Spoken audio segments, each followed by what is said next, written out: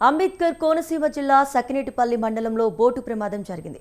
సాగర సంగమం వద్ద ఇసుక దిబ్బలను వేగంగా ఢీకొట్టడంతో మత్స్యకారుల బోటుకు రంధ్రం పడింది. దీంతో అన్నాచెల్లెల గట్టు సమీపంలోని ఇసుక మేటలో బోట్ చిక్కుకుపోయింది. బోట్లో 7 జాలర్లు చిక్కుకుపోవడంతో అధికారులు వెంటనే చర్యలు చేపట్టారు.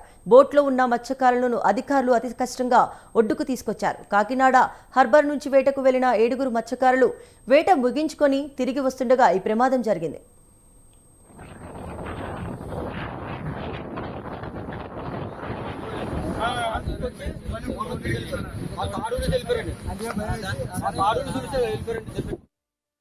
ఇదిలా ఉండగా సముద్రంలో చిక్కుకున్న 7 మత్స్యకారులను సురక్షితంగా ఒడ్డుకు చేర్చేందుకు మైరన్ సి అల్లు నవీన్ నరసింహమూర్తి ప్రత్యేక చొరవ తీసుకున్నారు. బోట్ల సహాయంతో సముద్రంలో చిక్కుకున్న 7 మత్స్యకారులను సురక్షితంగా పశ్చిమ గోదావరి జిల్లా సీఎం లంకకు తరలించారు. అధికారులు మత్స్యకారుల సహకారంతో చేపట్టిన సహాయక చర్యలు విజయవంతం కావడంతో 7 మత్స్యకారులు సురక్షితంగా బయటపడ్డారు. దాంతో జలారుల కుటుంబాలు ఊపిరి పీల్చుకున్నాయి. ఆ